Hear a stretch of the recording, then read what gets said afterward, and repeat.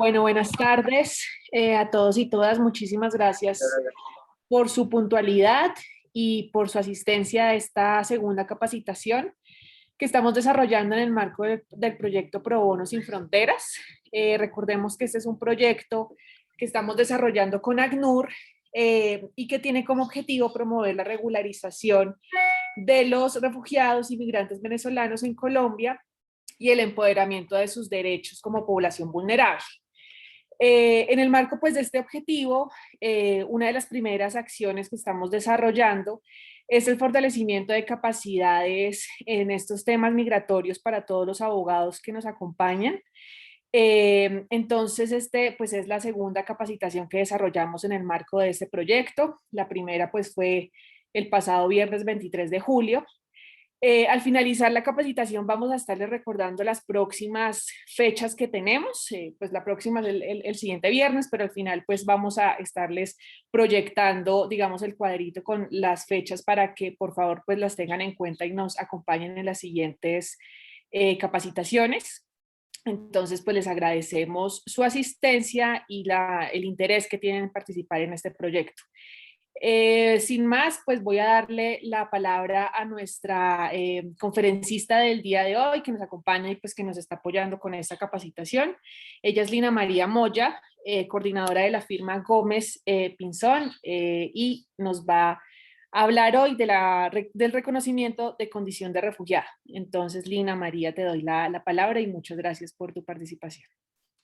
No, pues de entrada, muchas gracias a ustedes pues por la invitación para contarles un poco más sobre mí.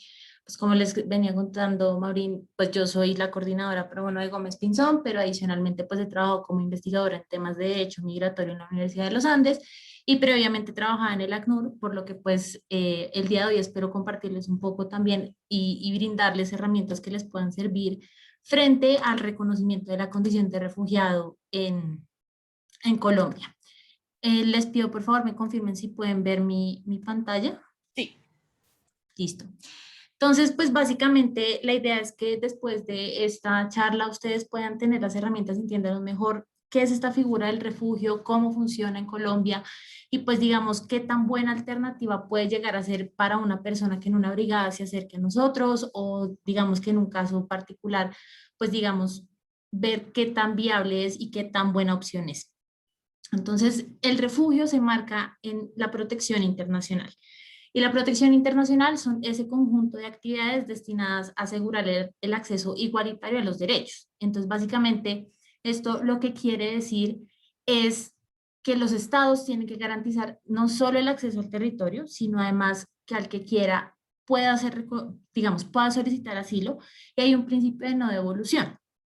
Todos estos son los principios del refugio, más adelante se los voy a explicar en mayor detalle, pero digamos que la premisa de la protección internacional es que los estados tienen el deber de proteger a todas las personas que estén bajo su jurisdicción, sean nacionales o no sean nacionales. Entonces, básicamente los estados tienen que estar comprometidos a poder proteger a las personas cuyos estados no los pueden proteger y ayudarles a encontrar soluciones duraderas. Por eso el refugio es un acto humanitario y apolítico. Y las políticas migratorias de los estados tienen que estar limitados a los instrumentos de derecho internacional que fundamentan estos principios. Entonces, los principios de la protección internacional es, uno, la no devolución. Esto en el sentido de que lo que tenemos que entender frente a la figura del refugiado es que es una persona que está huyendo de su país de residencia permanente o de su país de origen. Entonces, los países o los estados se comprometen a no devolver a la persona al país del que está huyendo.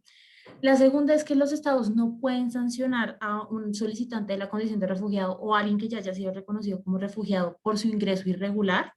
Tercero es que no puede haber discriminación, es decir, yo no puedo no otorgarle la condición de refugiado con base en principios discriminatorios o ni siquiera considerar la solicitud con base en elementos de discriminación.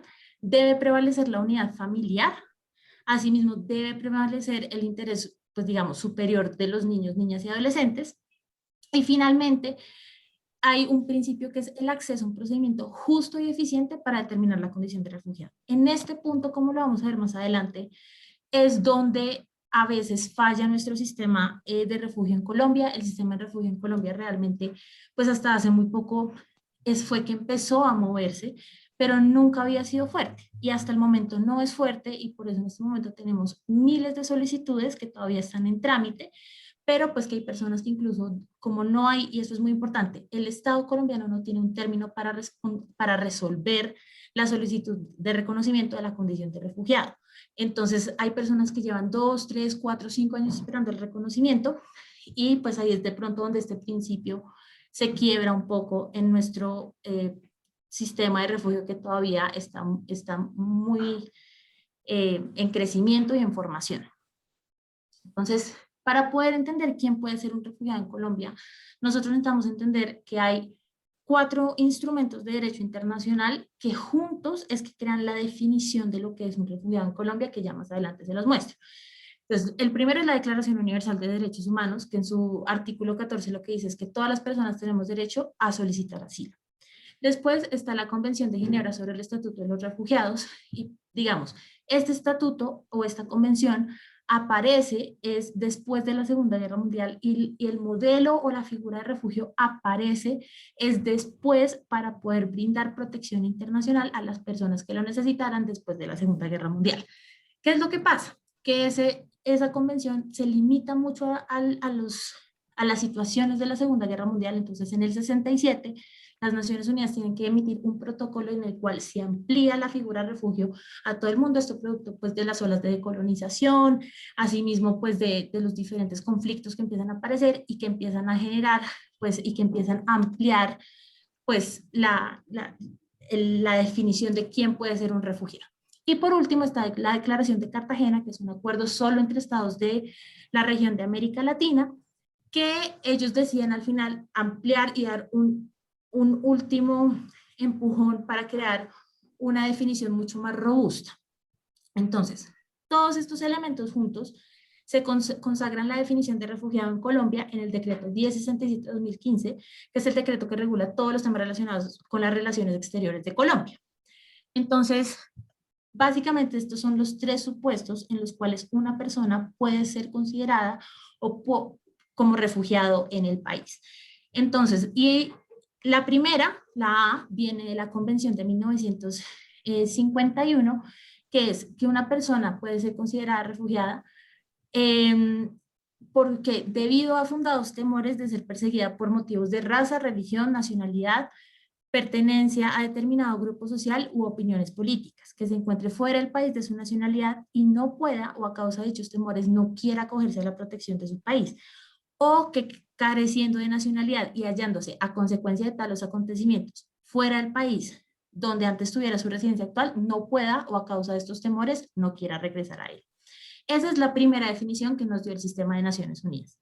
Pero después en la Declaración de Cartagena aparece este punto B, y este punto es muy importante porque es en el que se enmarca y en el cual el ACNUR ha dicho que la mayoría de las personas provenientes de Venezuela pueden considerarse como refugiadas, porque lo que hace la Declaración de Cartagena es decir que no solo son las personas que tienen temores fundados a ser perseguidos en su país de origen o en su país de residencia permanente, sino que además es una persona que se ve obligada a salir de su país porque su vida, su seguridad o su libertad han sido amenazados por violencia generalizada, agresión extranjera, conflictos internos, violación masiva de derechos humanos u otras circunstancias que hayan perturbado gravemente el orden público. Entonces, si ustedes lo piensan, y pues el conocimiento que tenemos todos de la situación que hay en este momento en Venezuela, pues normalmente este literal B es el que permite justificar la solicitud de reconocimiento de la condición de refugiado de la población migrante proveniente de Venezuela. Y la tercera es que haya razones fundadas para creer que estaría en peligro de ser sometida a tortura o a tratos o penas crueles, inhumanos o degradantes en caso de que procediera a la expulsión, devolución o extradición al país de su nacionalidad, o en el caso que no tenga nacionalidad, pues en el país de residencia habitual. Esta es la definición y esto es para quien en el sistema normativo colombiano puede ser considerado como un refugiado. Y aquí es muy importante, y cuando las personas hagan su solicitud de reconocimiento de la condición de refugiado, esa solicitud debe fusionarse en un punto. Y es que por un lado, el país de origen o el país de residencia de la persona, hay unos eventos situacionales que configuran cualquiera de estas causales. Pero asimismo, no basta con decir que esa es la situación en el país, sino que tiene que demostrarse que hay una afectación directa a la persona. A mí no me basta con decir es que en Venezuela pasa A, B o C si yo no he sido víctima de esas situaciones de vulneración de derechos humanos. Entonces es muy importante siempre que estas dos encuentren un punto común y se unan y con base en eso justificar la solicitud de reconocimiento de la condición de refugiado. Entonces, ¿cómo solicitamos? Y esta es la parte, digamos, que es muy práctica. La solicitud se hace ante el Ministerio de Relaciones Exteriores. Se puede hacer una vez uno esté en la frontera o se puede hacer cuando la persona ya esté. Me voy a enfocar más en el que es cuando la persona ya está en el país, porque seguramente en el marco de este proyecto o cuando tomen casos de la fundación, pues muy seguramente las personas que estén interesadas en solicitar que se les reconozca la condición de refugiado, pues ya van a tener algún tiempo en el país. Sin embargo, ahorita ya pasamos brevemente por cómo se solicita cuando están en frontera, pero digamos que cuando ya están en el país, la persona tiene que hacer la solicitud ante el Ministerio de Relaciones Exteriores dentro de los 60 días calendario posteriores al ingreso. Esto es muy importante porque la persona nada más tiene 2 meses para poder presentar dentro de término su solicitud. Entonces, estos son los correos a los que se debe mandar la solicitud se hace en un documento, yo después a través de, pues, de la Fundación de la María de Juan Sebastián les hago llegar pues como un formato que se utiliza normalmente, pero digamos que este documento que debe tener, y todo esto está en el decreto 1067. Lo primero es que debe tener los nombres y apellidos completos, tanto del interesado como de sus beneficiarios. Esto quiere decir que una familia puede presentar una solicitud conjunta, pero esto mismo significa o quiere decir o permite que si una mujer, digamos, quiere presentar una solicitud aparte de su compañero por cualquier motivo, lo puede hacer. No es obligatorio, pero sí está permitido que puedan presentar las solicitudes del núcleo familiar. Se tiene que presentar fotocopia del pasaporte y o del documento de identidad del país de origen o de residencia habitual.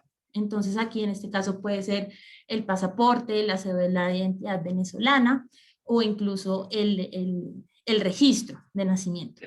¿Qué es lo que pasa? Y como todos saben, pues en este momento, o hay que pensarlo, pues en Venezuela conseguir un pasaporte no es fácil. De hecho, Human Rights Watch lo ha considerado como un bien de lujo por el precio y por la escasez, digamos, de la materia prima para poder hacer los pasaportes.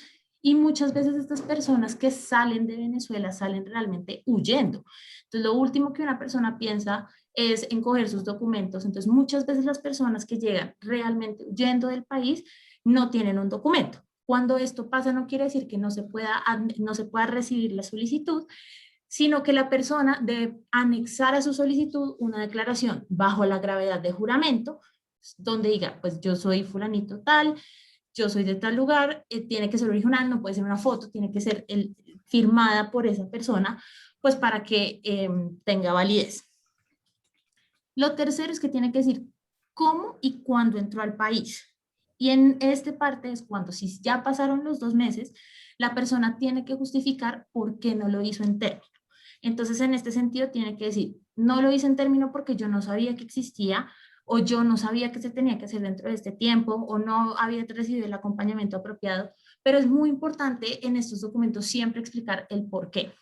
Después, toca, y pues digamos, como esto va a ser y es algo que quisiera que fuera una reflexión que ustedes tuvieran de esta charla, y es la solicitud y el procedimiento para el reconocimiento de la condición de refugiado es un procedimiento muy largo, porque el Estado no tiene un tiempo determinado. Entonces, pues realmente va a haber comunicaciones constantes. Entonces, por eso también en la solicitud toca poner la dirección, el número telefónico y un correo electrónico al que tengan acceso. Muchas veces lo que pasa cuando a las personas se les brinda un acompañamiento es que dan datos a los cuales no tienen acceso, y esto es fundamental. Digamos, sí es muy importante que si la persona cambia de dirección, cambia de teléfono o cambia de correo, se notifique a la Secretaría Técnica. Y este quinto punto se los pongo en negrilla, resaltado, subrayado, porque es la parte más importante. y es la parte donde va el relato completo y detallado de los hechos de los cuales apoya su solicitud. Acuérdense que no solo importa lo que esté pasando en el país de origen o en el país de residencia, sino que tiene que haber una afectación directa sobre el solicitante. Entonces el solicitante tiene que describir muy bien y con detalle qué fue lo que le pasó. Y de esta justificación es que muchas veces se puede calcular el éxito que puede tener la solicitud o no.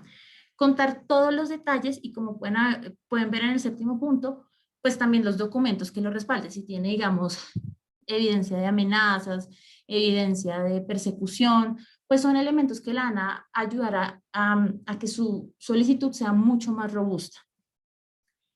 También tiene que presentar una fotografía reciente a color de 3x4 fondo azul.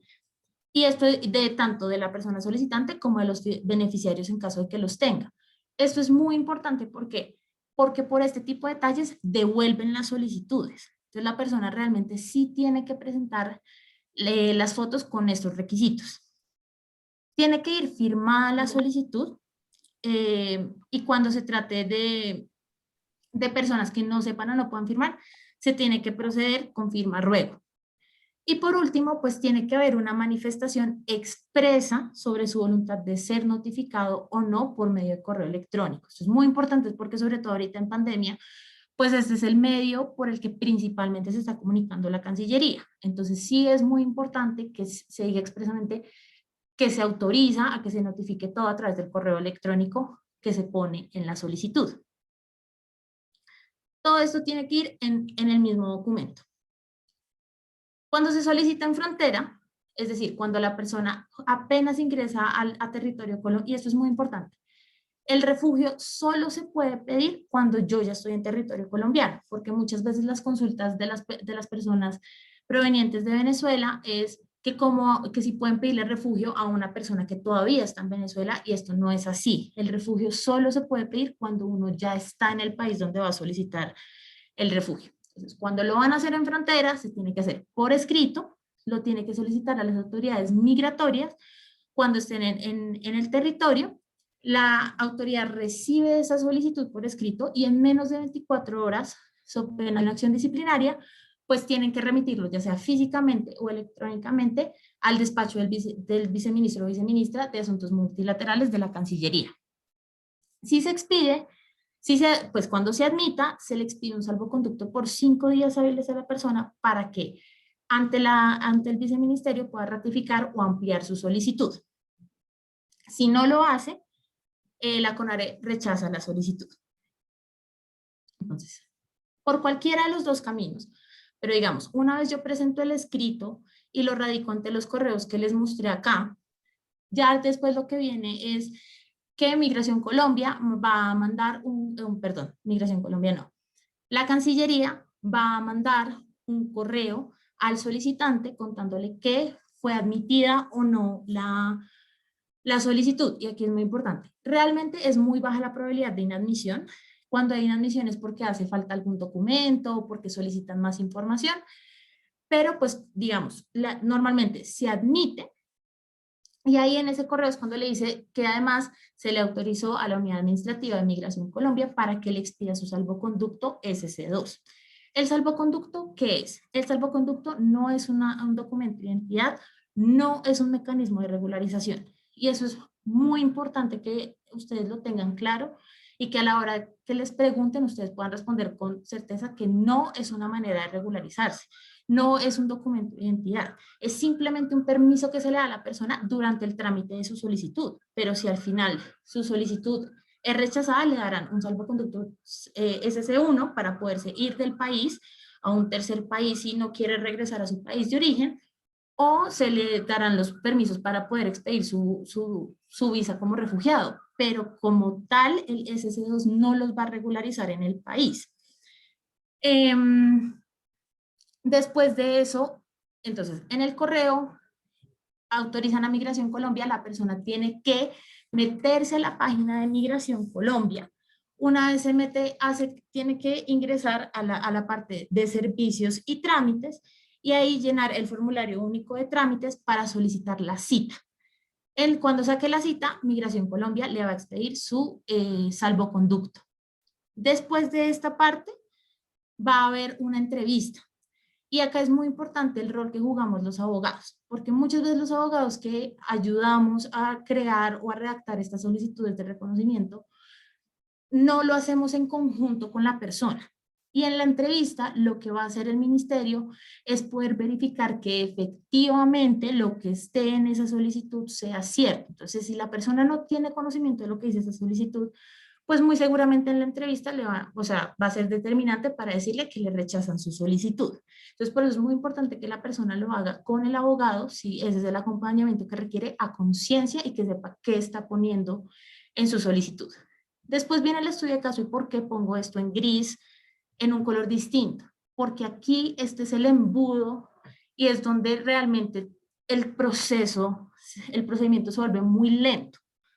Porque aquí es donde la autoridad se puede demorar no meses, sino años revisando esas solicitudes. Entonces es muy importante que sepamos que este estudio se puede demorar y mientras tanto las personas van a tener que seguir renovando su salvoconducto, que igual cuando les expiden su salvoconducto les dicen cuál es su fecha de vigencia. Después de este estudio de caso, que se puede tomar años, viene la decisión y la notificación. Y como les contaba, la decisión puede ser, se le reconoce como refugiado, lo cual para el Estado implica unas cargas, porque eso quiere decir que ya está bajo tu protección y tú tienes que cuidarlo porque su país de origen o su país de residencia no pudo. Entonces tienes que brindarle ayudas, tienes que, sí, cuidarlo. Entonces realmente por eso también es que el refugio no es una figura muy atractiva para el Estado porque implica unos costos. Pero si a la persona se le rechaza, se le da un salvoconducto SS1, que lo que permite es poder estar en el país mientras sale hacia un tercer país o decide devolverse a su país. Después, si se le autoriza o si se le acepta su solicitud, pues se le expide un documento de viaje y más adelante su visa de refugiado. ¿Y qué es lo que puede pasar? ¿Por qué se puede rechazar una solicitud de reconocimiento de la condición de refugiado? Esto puede ser uno porque la persona abandona el territorio nacional y eso es muy importante. La persona que solicita refugio no puede volver a Venezuela, incluso cuando le dan la visa de refugiado porque se entiende como un desistimiento y porque pues básicamente la lógica de esto es yo te doy mi protección porque tu país no te puede dar protección, pero si tú vuelves a tu país ya no necesitas mi protección. Esa es un poco la lógica que hay detrás de eso. La segunda es porque pues puede haber una medida de deportación o de expulsión, también puede ser porque pues digamos pretende abusar de la figura de refugio, porque digamos no se justificó bien la extemporaneidad de la solicitud o las razones por las cuales solicitó el reconocimiento de la condición de refugiado. Mejor dicho, todo esto está en el decreto reglamentario, pero digamos que sí es para que vean la importancia de presentar un buen escrito en la solicitud. Entonces, cuando ya el país acoge al refugiado, tiene que brindarle una solución duradera. ¿Y qué puede ser una solución duradera? Hay tres tipos de soluciones duraderas. Uno es la repatriación voluntaria. Esto quiere decir que hay una cesación. La cesación puede ser que la persona le reconocen la nacionalidad en otro país o recupera su nacionalidad después de perderla o adquiere una nueva nacionalidad o las circunstancias en su país de origen ya no son pues las circunstancias en su país de origen por las cuales migró pues ya no son las mismas, entonces puede volver a su país. La segunda es la integración local, entonces cuando yo ya lo acepto y lo reconozco como un refugiado, la idea es que puedan integrarse a la vida y por eso implica un costo para el Estado. Y la tercera opción de solución duradera es el reasentamiento. ¿Qué es lo que pasa? El reasentamiento en Colombia no es muy común y además de eso tiene que ser cuando la persona ya esté reconocida y la persona tampoco puede elegir en qué país quiere reasentarse, sino que los países, que normalmente son países nórdicos o Canadá, dan unas cuotas para los países y esas cuotas tienen que administrarse desde la Cancillería. Entonces, realmente no es una figura muy viable y normalmente por lo que se opta, sobre todo con la población migrante venezolana, es la integración local. Ahora, ¿cómo funciona esta figura del refugio con el nuevo Estatuto Temporal de Protección? Entonces, como lo veíamos en la capacitación pasada, el estatuto tiene dos grandes fases, el registro único para migrantes venezolanos y el permiso por protección temporal. el registro único de migrantes venezolanos lo tienen que hacer todos. Todos los migrantes que estén en territorio nacional, independientemente de si están solicitando refugio, si más adelante quieren sacar el PPT, todos tienen que hacerlo. ¿Y este registro en qué consiste? En dos fases. La encuesta socioeconómica, que es la que se diligencia en la página de Visibles, y el registro de datos biométricos, que es para los que se están sacando la cita. ¿Por qué está en rojo el PPT? Porque una persona que solicita refugio no puede ser titular de un PPT, porque el PPT se entiende como una figura complementaria de protección internacional. Entonces no puede ser o solicitar protección internacional y además la figura complementaria, sino que lo que pasa es que una vez tú terminas el registro único, el migrante tiene que decidir qué hace. Si continúa con su solicitud No, de papi. reconocimiento de la condición de refugiado o si desiste de la solicitud y se va por el PPT. Digamos, ¿esto qué puede significar? La figura de refugio en Colombia ha tenido mucha, digamos, acogida últimamente, porque, como lo vamos a ver más adelante, no piden un documento y es relativamente rápido poder sacar un permiso que te permita estar en el país, así sea temporalmente. Entonces, muchas personas sí podrían acogerse al PPT, pero de pronto son personas que realmente sí necesitan ser reconocidas como refugiadas, pero el PPT pues te da la facilidad de estar moviéndote entre Venezuela y Colombia, porque pues muchas veces las personas piden refugio, pues sucede lo contrario, las personas piden refugio, pero realmente no están interesadas en ser reconocidas como refugiados, sino que necesitan ese salvoconducto que les permite estar en el país, así sea de manera temporal, durante el procedimiento de su solicitud. Entonces, el mensaje clave aquí es, no puedo tener PPT y no puedo tener y seguir por la vía de solicitar refugio o que me reconozcan como refugiado. Si yo quiero acceder al PPT, tengo que renunciar a mi solicitud. Entonces, este slide lo que quiero es mostrarles qué aspectos positivos tiene o por qué es tan llamativo la figura de refugio en Colombia y qué aspectos negativos puede tener. Entonces, un aspecto positivo es que pues obviamente lo que les contaba es una opción para las personas que no tienen documentos de identidad ni tienen pasaporte, pero además es una opción para las personas que no pueden acceder al estatuto, porque ¿qué fue lo que pasó? El estatuto, como se acordarán, dice que las personas que están de manera irregular en el país, pues pueden aplicar solo si demuestran que estaban en el país antes del 31 de enero. Y ya las personas que más adelante quieran aplicar tienen que haber entrado por puesto de control migratorio de manera regular. ¿Qué es lo que pasa? La fecha límite es el 31 de enero, perdón, y la frontera no se abrió hasta el 1 de junio, por lo que en 6 meses muchas personas igual ingresaron por pasos irregulares o pues que nosotros llamamos trochas y pues realmente necesitan una forma de regularizarse, de poder estar en el país. Entonces encuentran el refugio como una opción. Entonces, pues digamos que va a seguir siendo una figura que nos va a servir para esas personas a las cuales pues el estatuto no les aplica. Digamos que la expedición en la norma es relativamente pronta. Hay una posibilidad de estar renovando el SC2, que eso va escrito en cada uno de los salvoconductos. Este permiso, este salvoconducto permite acceso a salud y acceso a educación.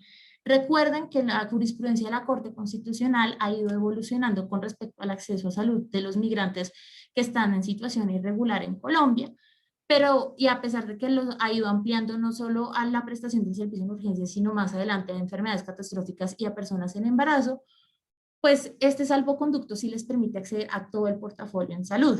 Entonces, pues realmente es un permiso muy llamativo, teniendo en cuenta que una de las principales necesidades de la población migrante proveniente de Venezuela, pues es el acceso a salud. Y pues por último, es que es realmente fácil justificar o encontrar dónde pueden unirse las situaciones contextuales en Venezuela y la situación específica de la persona por el tema que hay de vulneración masiva de derechos humanos y de conflicto en Venezuela.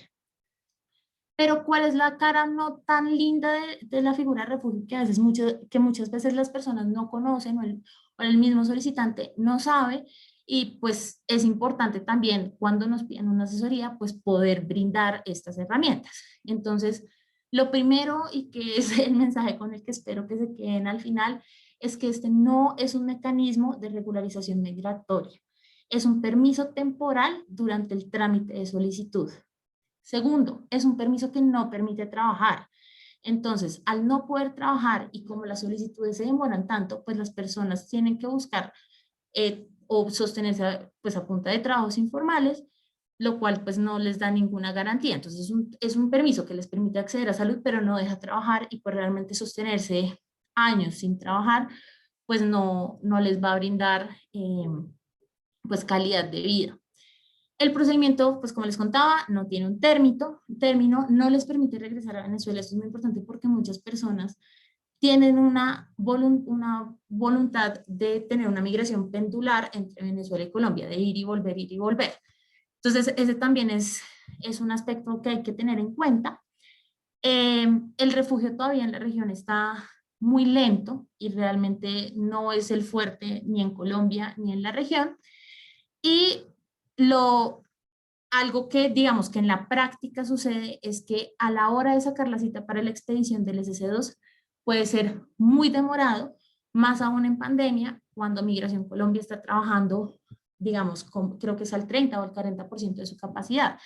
Entonces realmente pues sí se puede demorar mucho en sacar la cita. En la teoría no se debería demorar tanto, pero en la práctica sí puede suceder esto. Entonces, un poco las conclusiones es que obviamente pues es un procedimiento para solicitar protección internacional y no mecanismo de regularización. El trámite es declarativo y no constitutivo. ¿Esto qué quiere decir? La persona que es refugiada se presume que es refugiada. Y lo que hacen los estados es declararla o reconocerla, pero la persona como tal sí es. O sea, no se pone en, por eso sí es solicitud de reconocimiento, no solicitud de refugiado, porque la persona se entiende que es un refugiado. Lo que pasa es que no se le reconoce como tal, por eso es declarativo y no constitutivo. Recordar pues las limitaciones que tiene el SS2. Además, el SS2 también tiene unos problemas y es que realmente es una hoja, o sea, eso te imprimen una hoja, eso no viene en forma de un carnet ni nada por el estilo y viene con una foto tipo la que a uno le toman en notarías que no es muy nítida, entonces realmente es un documento de difícil socialización con entidades bancarias, con distintas entidades en donde lo puedan presentar. Y igual no es un documento de identidad. Es un trámite extremadamente lento y esta es otra parte muy importante, ya que estamos haciendo este proyecto en alianza con el ACNUR. Quien reconoce la condición de refugiado es el Estado colombiano. El ACNUR no funciona como para los trámites de reconocimiento de la condición de refugiado, sino que lo que hace el ACNUR es ayudar a los estados a poder fortalecer su sistema de refugio y a poder, pues digamos, dentro de todo el procedimiento, incluso en las soluciones duraderas. Pero como tal, quien reconoce la condición de refugiado es el Estado. En principio, pues digamos, en la norma no es un trámite difícil, es un trámite que requiere tiempo y que requiere atención y que requiere una capacidad argumentativa y de poder desagregar muy bien la historia de la persona, pero en la práctica, como les estaba contando, pues se pueden presentar varios obstáculos y también pues entender que dentro del estatuto es compatible con el registro único, o sea, con esa primera etapa, pero que no es compatible con el permiso por protección temporal. Entonces la persona va a tener que elegir en algún momento y desistir de una para poder o seguir en su trámite o poder acceder al permiso por protección temporal. Básicamente eso era un poco lo que les, pues digamos, la charla que quería tener de contarles en la práctica, pues cómo funciona realmente y cómo esta es una herramienta que tenemos, o sea, la intención es que sepan que la herramienta está, pero que está condicionada a ciertas características y que si se la vamos a plantear a alguien como una posibilidad, debemos también presentarles tanto los pros como los contras.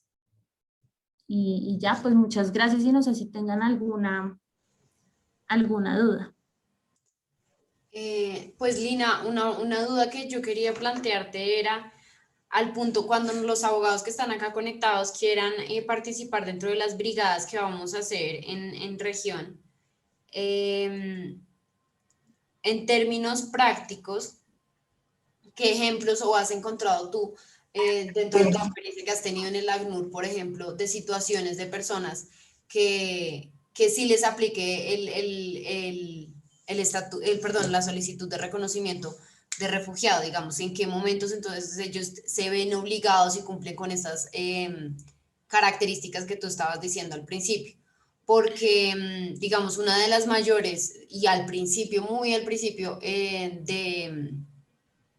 pues de esta crisis, había como un temor por si se llamaban o no se llamaban refugiados. Entonces, como, ¿cuál es ese como detonante que en tu opinión les da esta característica como refugiados?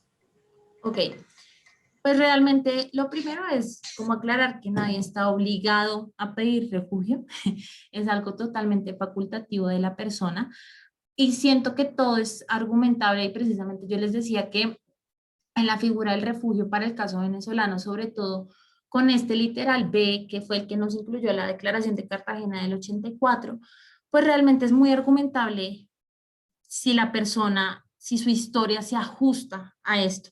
Ahora, claro, hay casos donde es mucho más evidente.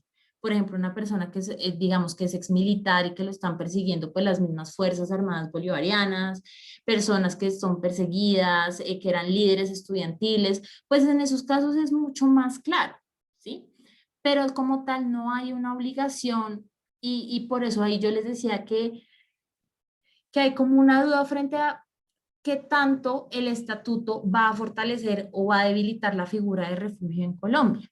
Porque al final, como nadie está obligado, una persona puede ver mucho más fácil sacar el PPT porque pues le da muchos más beneficios. Por ejemplo, lo deja trabajar en Colombia, pero al final puede ser una persona que realmente sí requiera pasar por todo ese largo procedimiento para que al final se le reconozca como refugiado. Entonces, yo te diría que el refugio sí es un tema muy de caso a caso y hay casos donde es mucho más evidente, o sea, cuando a mí me están persiguiendo y yo tengo como demostrar que a mí me perseguían, pues obviamente va a ser mucho más fácil, más contundente argumentar que cuando yo solo vivo en Venezuela, pero mi situación de derechos humanos, de acceso a servicios, a comida, pues era precaria, pues obviamente son dos niveles distintos de argumentación, pero que los dos son igualmente argumentables. De pronto en algunos va a ser más fácil que en otros, pero eso no quiere decir que no, pues no se pueda intentar, básicamente. Y lo que te digo, la declaración de Cartagena y por eso el ACNUR no lo ha dicho formalmente, pero sí este inciso B permite que la mayoría de personas de Venezuela o provenientes de Venezuela puedan al final solicitar refugio en el país. Perfecto, Lina. Y acá en el chat nos están haciendo otra pregunta, que nos preguntan si el reconocimiento como refugiado de un país puede ser aplicado o tenido en cuenta como prueba calificada para este reconocimiento en otro país. Bueno, entonces ahí es muy importante tener en cuenta este tema del refugio.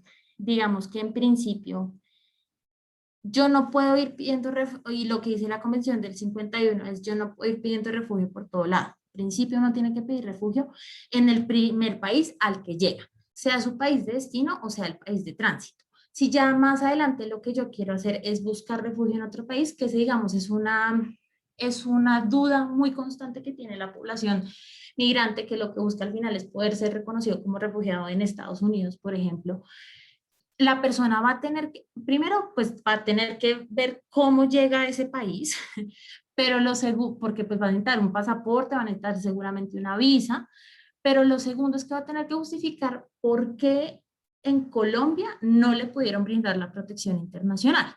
Entonces, si la persona ya fue reconocida o porque no se quiso acoger a la protección internacional de Colombia, porque acuérdense que, y está aquí en el inciso A, porque puede ser porque no quiero o porque no puedo acceder a esa protección internacional. Entonces la persona lo que va a tener que argumentar muy bien es por qué no me sirvió o por qué no me quise acoger a la protección internacional que me dio el primer país al que yo llegué, lo cual va a ser muy difícil, sobre todo en sistemas de asilo y de refugio que son mucho más robustos que el sistema en, en Colombia. Entonces, digamos, pues digamos, puedes usar las pruebas, pero más que todo yo me atrevería a decir que eso es lo que va a generar al final es que pongan en duda o te toque justificar aún más por qué no te pudiste acoger a la protección internacional del país en el que, pues al que tú ingresaste, saliendo, pues cuando saliste del país donde tienes el riesgo. Entonces, ya sea tu país de origen o tu país de residencia. Entonces, eh, pues realmente yo creo que sirve más es lo que te ayuda a justificar, pero como tal, pues vas a tener que hacer un trabajo argumentativo fuerte. Y otra cosa muy importante es que yo no puedo tener dos solicitudes andando al mismo tiempo. Primero, porque es imposible estar en dos lugares al mismo tiempo y acuérdense que la solicitud se hace una vez uno está en el estado donde quiere solicitar la protección internacional. Y segundo, es porque muchos, como es el caso de Colombia, pues salir del país se entiende como un desistimiento. Entonces, no es un tema tan fácil, la verdad. Y sobre ya sistemas sí en otros países sí creo que es mejor consultar con abogados de allá. Listo, Lina, muchas gracias y no sé si alguna otra persona tiene una pregunta, nos la puede escribir en el chat. En este momento vamos a iniciar una actividad.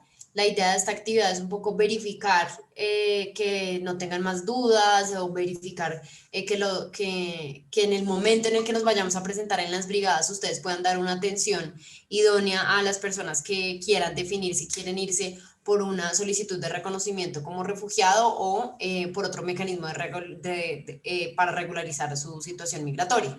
Entonces, para eso, en el chat le acabamos de enviar un enlace. Les pedimos por favor a todos los asistentes que ingresen a este enlace. Cuando ustedes ingresen a este enlace, vamos a iniciar una actividad en una plataforma que se llama Nearpod. La idea de esta actividad, como les estaba comentando, va a ser como vamos a hacer algunas preguntas como en ejercicio de simulación de ejercicios que se vayan a realizar en las brigadas. En este momento no me está abriendo el enlace, voy a copiarlo. ¿Alguno le está teniendo problema también para abrir el enlace?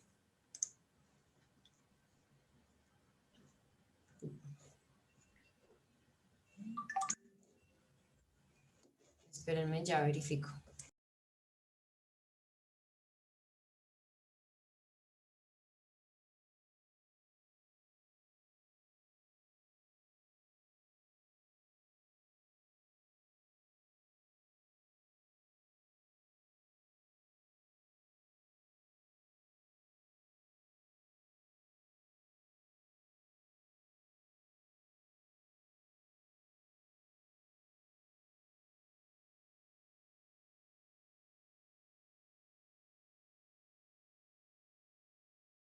Listo, entonces ya estamos en el primer enlace que enviamos. Voy a volverlo a enviar para que no tengamos confusión. En el primer enlace que enviamos, por favor, conéctense a ese enlace y vamos a empezar a hacer la actividad.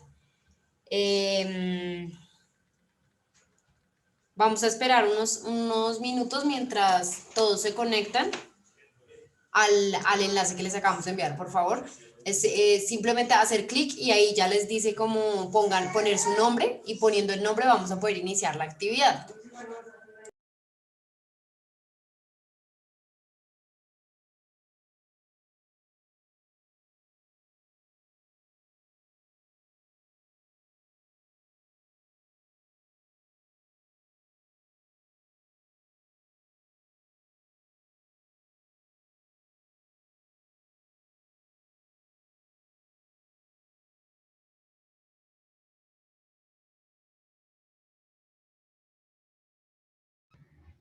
Ana se quedó ahí como en el inicio. No sé si toca esperar a que llegue todo el mundo, porque no me No, si aparecen los todavía no hemos dado numeritos. inicio a las preguntas, entonces estamos esperando a que se conecten más personas y cuando se conecten más personas ya empezamos el cuestionario, ¿listo? Tenemos 10 personas conectadas en este momento. Vamos a esperar a que otras personas que están acá se conecten. Les recordamos que el enlace está en el chat. Tiene que hacer clic en el enlace y poner su nombre para poder iniciar con el cuestionario. En unos 2 minuticos ya vamos a empezar con la actividad.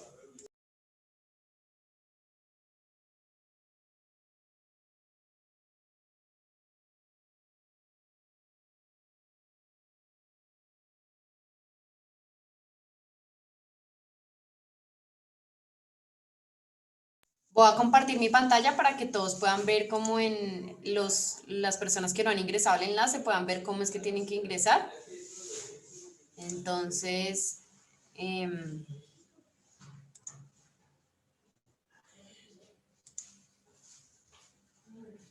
la idea es que ustedes acá pongan el enlace que les envíe en el chat y acá les va a abrir la página principal de Nearpod.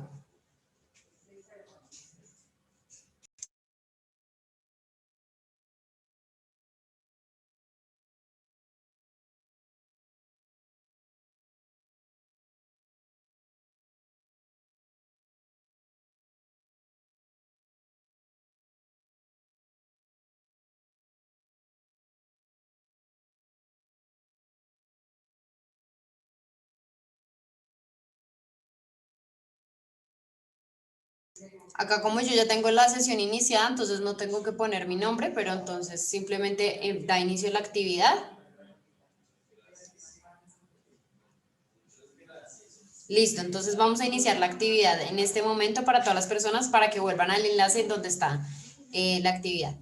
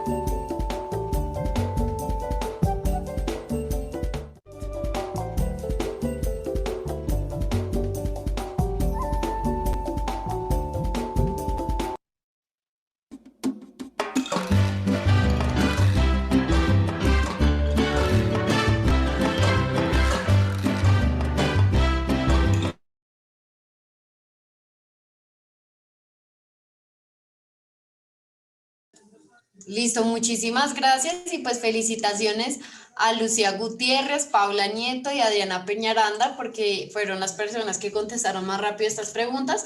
Esperamos que pues les haya servido para refrescar los conocimientos y les pedimos su atención porque en este momento vamos a contarles cómo pueden hacer parte de las siguientes fases del proyecto. Maureen y Camilo nos van a explicar para los abogados que estén interesados cómo pueden participar en las otras actividades que tenemos previstas. Listo, gracias. Camilo, ¿puedes proyectar, por favor?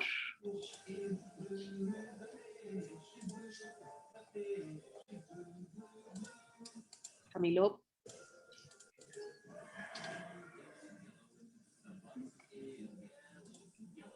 Hola, ¿ya pueden ver?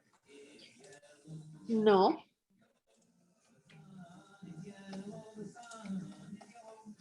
Un momento. Sale como la pantalla negra por algún motivo. Listo, yo voy a intentar entonces compartir.